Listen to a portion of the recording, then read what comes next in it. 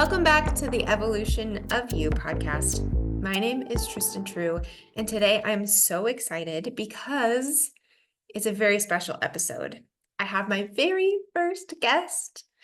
Her name is Sierra. Sierra is a working single mom and entrepreneur who has created a course for other single moms to take control of their lives and reduce the stress around co-parenting. Today, Sierra and I talk about her experiences as she raised her kid for 6 years completely on her own before her ex decided to step back into their lives and she had to learn how to co-parent. So I hope you enjoy this conversation as much as I did as we talk about the evolution of Sierra. Enjoy. Hello, Sierra. How are you doing today? I'm great. Happy to be here. What about you? I'm doing very well. I'm so excited to have you. You're my first guest Yes, on yes, the yes. Evolution of You podcast. So I'm I'm so super excited. excited. So, Sierra, why don't you tell us a little bit about yourself? Sure. So I'm Sierra. I'm 28 years old, single mom. I'm also a working mom and trying to grow my online business. So a lot of stuff going on there. But my business consists of like helping single moms in this area. I've been a single mom almost 8 years now. My daughter will be 8 in May. I only have one kid, so but one, trust me, it's enough. I'm super busy like all the time. But I really enjoy what I do. I love being a mom. And I love just helping women in this area. It's almost like I feel like it was my purpose. Even though we go through things and we don't see like I didn't see myself ever being a single mom, but it's definitely helped me. It helped me to grow, gain stability, and being able to find my purpose and helping other women. Yeah. So tell us a little bit more about your journey as a single parent, your experiences. Sure. So when I initially became a single mom, I was 21, sophomore in college. So crazy, right? Like I was Yeah, sophomore in college. that's a lot. Yes, yes. Like I feel like these last 7, 8 years, I've always been doing something. But I was very scared when I became a mom. I was with my ex-boyfriend now. And I knew during my pregnancy, I kind of had an idea I was going to be a single mom just because of how he was acting towards me. It was one of those things like it was my fault that, and he also didn't want me to have our kid, but I was like, I'm going to have my kid. Um, and so I went through a lot just in my pregnancy itself, but I think it made me stronger overall because I kind of knew like, okay, these things he's saying, I'm probably going to be a single mom. Sierra, get ready. But I knew I wanted to finish college. So I knew that was my biggest goal. And I still finished college on time, have 2 degrees. You. That is Yes. amazing. Yes. And so a lot of this is actually where I started from because a lot of moms would ask me, how did I do it? Like, how did you go through school, being single, like right off the bat, like you're single, you're doing it all by yourself. And definitely through prayer, faith, and just staying focused on my goals. You can get very distracted. And a lot of times people think, oh, you're a single mom, like you might be struggling, or you can't finish that, you can't go to school, you can't complete your goals, but it's not true. It's really about how bad do you want it? How Mhm. bad do you want it, and how far you do you really believe that you can go in accomplishing your goals? And so yeah, I finished college. I ended up before during that time I was working as a police dispatcher. Like I said, I was going like I had a lot of crazy stuff, but it was all just to set me up because I eventually want to become an attorney. And so these last 7 8 years or so have just been like go go go. But during this process, I've learned a lot about myself. I've gone through therapy, and I think the biggest challenge for me was learning how to go from doing everything by myself, just being a single mom, and then transitioning into that co-parenting life because I did everything by myself, financially, everything, like 6, almost 7 years until dad finally stepped in and started helping financially more so. And then my daughter going into the co-parent weekends, going to see him certain weekends.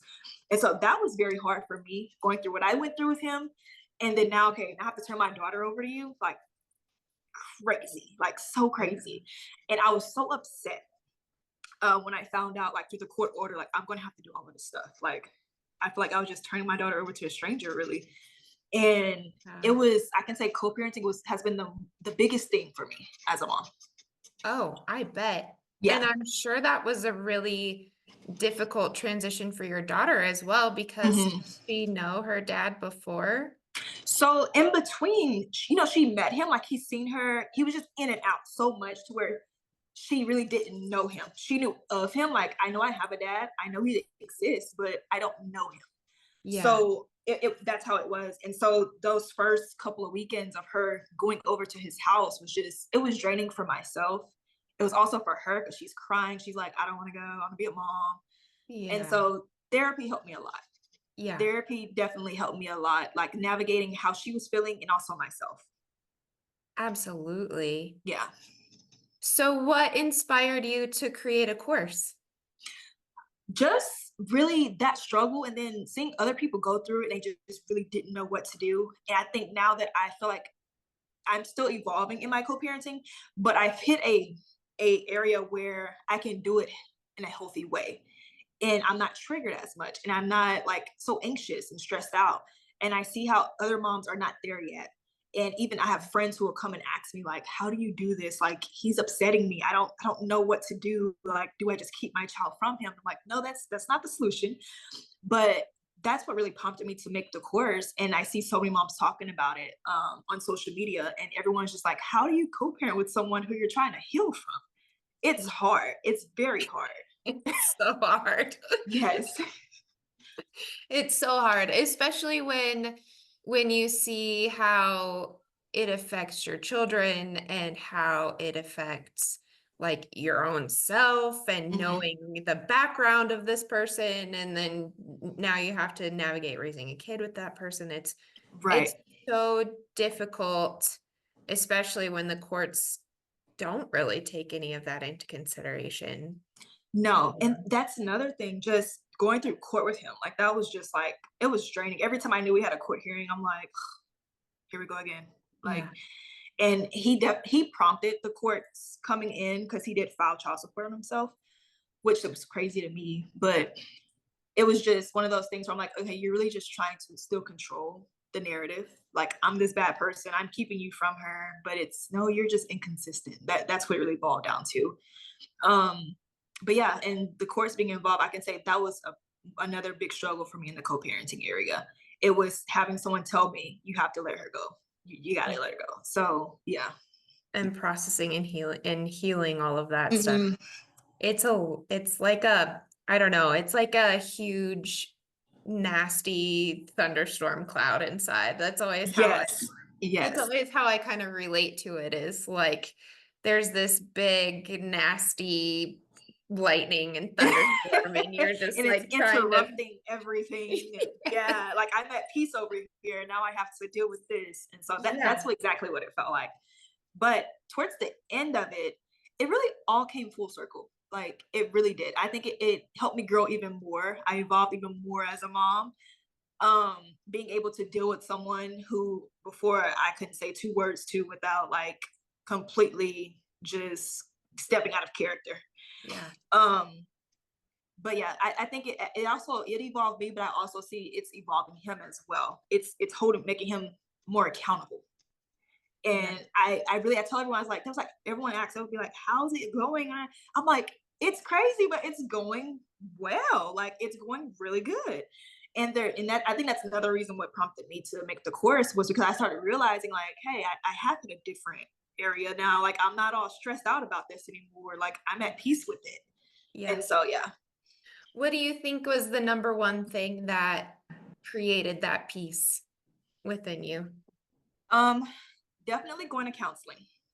Counseling like helped me to heal from the trauma he kind of caused me, and I realized a lot of the triggering that happened was from I wasn't healed from what he did, and Yeah. so I reacted out of being hurt versus out of doing this for the well-being of my child. And so that pivotal moment really came right after we started co-parenting. I went to my counselor and she asked me this question. She goes, I was upset because I was like, is he gonna show up? I don't know if he's gonna come get her. He's so inconsistent. She goes, what are you gonna do if he never changes? Like, what are you gonna do? And I'm like, I don't know. Like, what am I gonna do? Because I can't control. And she just basically explained, you can't control his actions. All you can do is control you. So whether he comes or not, don't let it affect you. Detach yourself emotionally from him and from his actions. And if he doesn't show up, you and your daughter, y'all go do something. Y'all go enjoy each other. Y'all go have fun. And that's what I did. Yeah. And that pivotal moment just showed me, like, okay, he's going to be him. I have to let him be him. Yep. All I can do is be the mom I can be. And I can also see it in my daughter. She's also growing, and she's seeing more. Like, I think she's seeing me grow more. And overall, it helped not just us, but her as well in the co-parenting situation. Yeah. Oh my Yeah. gosh, I got tingles. I got tingles when you said that because Hmm. that was a huge realization for me as well that I'm still coming to terms with is like you can control what you can control and you have to Hmm. let the rest be what it is. So Right. as your mind is like racing through all of those what if scenarios, let's Hmm. come up with an answer because there's always a solution and you can always put a positive spin on it. So Hmm. I think I don't know, that gave me chills when you said that. Yes. It's like, Yeah. oh And my when God, she so told me, similar. it's just one of those. I don't know if you've ever been through therapy, but your therapist will ask you questions, and you're just like, oh, and it clicks. Oh yeah. It Yes. just clicks. Like, you're absolutely right. And I Yeah. also realized a lot of the co-parenting was me trying to control how it went, and I can't control that because I can't control what the other person does. And Yeah. so I think that's what gave me more peace. Was like, hey, either you're going to show up for your daughter or you're not. Yeah. Yeah. Really. Yeah. You either are or you aren't. And so like I think in the situation of being a single parent, you just have to know that you're going to be there for your kid no matter what. So at least they'll have Right. one person in their court and you're giving that other parent an opportunity to be there as well. Hmm. And I think that I mean, that was one of my big mistakes, I think, is I was trying to control the narrative so much as I dealt with my own hurt that I Hmm. wasn't giving him the opportunity to be a dad, and he always doesn't show up for his kids, but like Yeah. I wasn't even giving him that opportunity, and that was reflecting negative on how I felt about myself and then coming it back at me with my kids, and I was like, I can't do this anymore. Like he's gonna Yeah. either show up or not, and that's his problem to deal with in the future. But Right. And I think even just hearing other people's stories, I think just being a mom, period, we try to protect our kids so much, especially if we've gone through certain things. We're like, I don't want her to go through that. I don't want her to see what that feels like. And yeah. so that protection also goes into controlling. And when you can't control, I was just going crazy. Like, I don't know what I'm going to do if he does this. And when you really just take a step back and be like, you can't do anything. Nope. So yeah. Yeah, and there's like freedom or something in just releasing Hmm. that attempt to control. It Yeah. creates like you like release this anxiety and you release the pressure, I think, Hmm. which is Definitely, really especially being amazing. anxious and just Yeah. wanting everything to work out the way you want it to. I think even not even just in co-parenting, but being a single mom, period. Like, you want your Yeah. days to go a certain way. You want everything you want to be on schedule for everything, and it just doesn't work out that way. Yeah, exactly. Especially with kids because they just have their own idea about how things are Hmm. gonna go. Right, right. It's like I feel like every time I try to plan a fun trip or something, my kids just hate it. Like there's this cave in Mhm. Colorado where I live, and it's called Cave of the Winds. And I was like, this is gonna Oh, be an awesome spring break trip, and we're gonna go and we're gonna have fun deep in this mountain. And we got down there, and my son had a panic attack, and he had to leave. And I was like, oh shit. There well, goes I that. I thought it was guess going to be you're not fun. gonna be a cave dweller. Right, right. But anyway, okay. So you created this course. Mhm. You've had some really heartfelt experiences that have helped you grow and learn, and you've overcome a lot of struggles. Yeah. So if you could give three pro tips that single moms could implement immediately to improve their lives, what would they be? So the first one would be grace. Giving yourself grace, knowing you don't have to have it all together. You don't have to have everything figured out. You don't have to have, I know people say like, make a 10-year plan. Don't, you can, but don't think that it's going to go that way. Um, and yeah, just giving yourself grace. You don't have to be perfect. We evolve. You're never going to reach like, I've hit the best moment of my life and this is what I'm going to be like. It doesn't work that way. You should definitely continue to evolve, but don't think that you're going to stop evolving, because you shouldn't stop. Yeah. The second thing I would say is routine.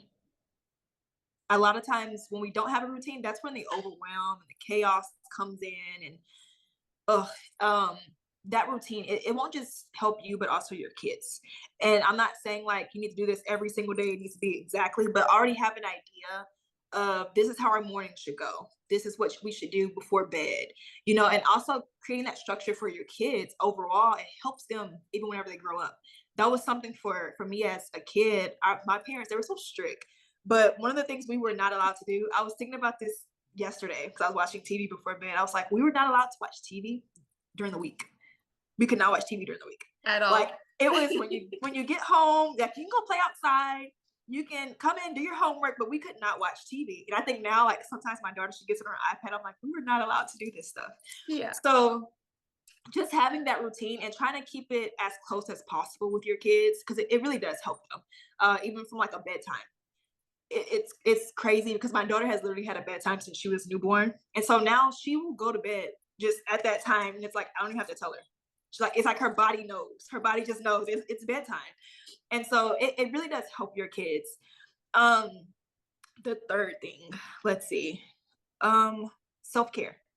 Definitely making sure you're emotionally in the right place, mentally, whether you have to go talk to a therapist, connecting with other moms in their communities. That's a really good thing. And for me, whenever I became a mom, I didn't have any friends who were moms. Like I was the first one who became a mom. I was young. And so I wish I would have had that mom community, because I think it would have really helped me navigate this space a lot well at a younger age. But definitely getting plugged in with other moms, and you'll realize once you get plugged in, a lot of us are going through the same things. We just haven't talked to anyone about it. Yeah. So yeah, get plugged in with other moms and making sure that your circle is for you, keeping people who are positive, good energy around you, because that also is going to affect your kids as well and who they're playing with and things like that.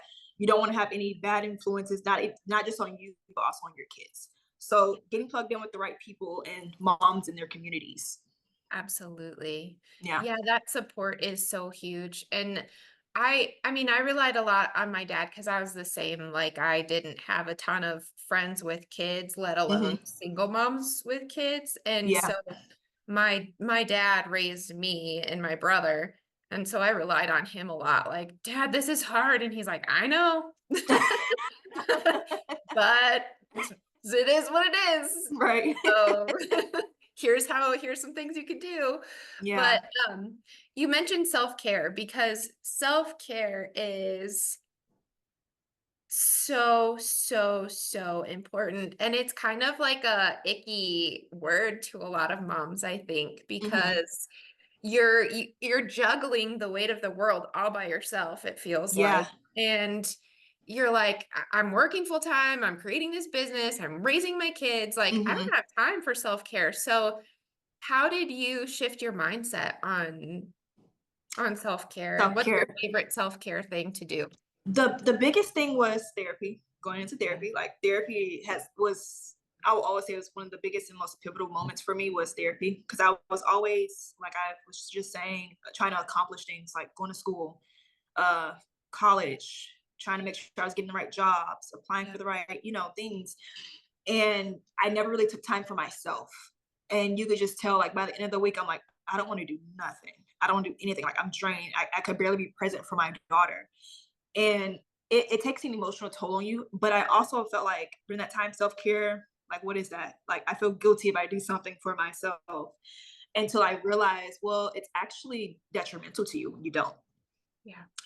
And so I started intentionally scheduling out self-care days, even if it was just once a month. Like I start off one day out of the month. And whether I would take my daughter to my parents' house or whatever, I did something for me. Even if it was just going home and cooking my favorite meal and binge watching Netflix, like I did something, because it doesn't always have to be monetary. Just find something that you love to do.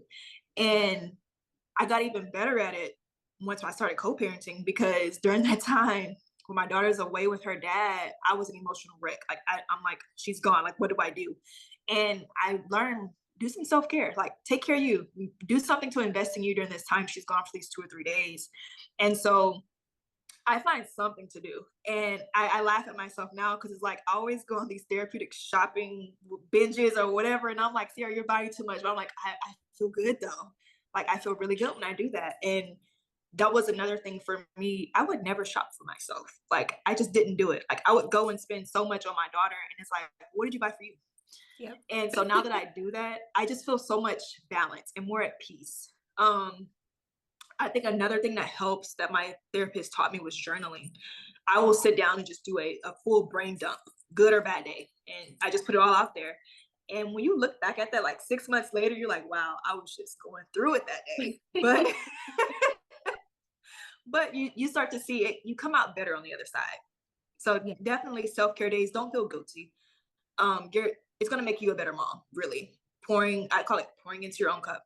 Pour Yes. into it and continue to pour into it, because if you think about it, how can you pour from an empty cup? If you're giving to everyone else, at some point you're gonna run out, you Yep. know. Yeah. So yeah. Well, and I like to think of it too as a teaching moment for your kids too, because when they see you taking care of them, of yourself, Hmm. then they're going to learn that skill as well as they grow and develop. And it's a nice Hmm. balance between pouring into other people, but also giving yourself what you need. And Right. it's really, really important skill to learn. So they see you doing that and then they learn about it and Hmm. are able to implement it as well through their childhood Right. and then into adulthood as well. Yes, yes. And like now I even see like my daughter, she loves to draw. And so sometimes she'll go in there and get her own little journal and like write stuff out and draw things. And I'm like, what are you doing? Oh, I'm journaling for today. And I'm like, beautiful. Like So I'm cute. like laughing on the inside. I'm like, it's so beautiful. It's So so yeah, cute.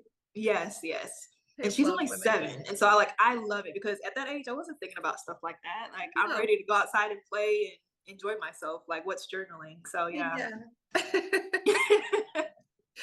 So, like the name of the podcast is The Evolution of You. And so Mhm, we're getting close to time, but I want to ask, how have you evolved as just a person? mhm. And where do you see yourself evolving in the future? Um, as far as a person, I would say I've definitely grown a lot. I used to be a huge like people pleaser, and I always put other people's feelings before mine. And so when I realized at the end of the day, if you don't take care of you, no one else will. And so I definitely had to learn how to say no. Learn how to say no. That's helped me to evolve as a person. Also, just knowing that I can continue to grow, knowing that growing is good, transitioning is good. Like all of these things, they all come together and it all comes full circle. And I think I said this earlier, you'll never just arrive at, I hit my mark and this is it. And learning that, it gave me the peace to know, Sierra, like you're right where you're supposed to be. Like just keep doing you.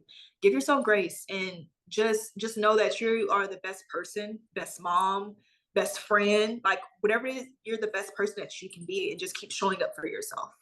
Yeah, Yeah. absolutely. That's beautiful. Thank you. And it's harder than it seems to do that, but Yeah. every day is a new day and what a beautiful journey to be able to show up for your kid Hmm. Absolutely. and yourself. And yourself. Yeah. Really. Yeah. Yes. Yes. So that's awesome. So where can people follow you and how can they find out more about your course? Sure. So you can follow me right now on Instagram. My handle is at level up with CC. CC is my nickname, so it's SISI. Right now, my course is there. It's a link inside of the bio. You can also DM me and say, "Hey, I want your course," whichever way is best for you. But Instagram is the best way right now. Whether it's following my page, DMing me, or even just hitting the link in my bio, and you'll see that. Awesome. And tell us a little bit more about the course. Is it online? Is it with you? What does that look Yes, like? so the course is completely me. It's how many modules? I want to say it's like 12 modules, 12 to 15 modules, all videos of me. You will get instant access to it as soon as you purchase. You'll be able to like dive right into it and start taking notes.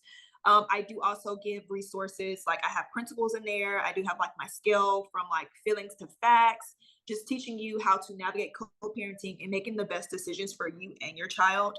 I also, my favorite modules are just being a single mom in general and building that lifestyle that you want, because now maybe you didn't know you were going to be a single mom. And that can be like so frustrating, especially if it wasn't in your plan. And so I do talk about that in the course and transitioning. Um, but yeah. So that course is just overall co-parenting and building the lifestyle that you want as a single mom. Awesome. That sounds great. Yes. Well, thank you so much for joining me today. I'm so excited, and I would love to have you back on in the future, see how things are Of going, course, anytime. and I'm sure we'll collaborate. And I mean, we've already done a Facebook Live or a Instagram Live together, so Yes, and that was so much collaborate fun. more. We did that one 2 days ago. So yeah, that Yes. was a lot of fun. Yeah. And we're both wearing pink today, so We that's are. cool. All Yes. right. Well, thank you so much. I'm looking forward to your success and your course and Thank you. Same for helping you. so many people. So it's Yeah. awesome that we can share our experiences and help others. Yes, I love it. I love it so much. And thank you so much for having me. Absolutely. Okay, well, have a great rest of your day. You too. Have a good one.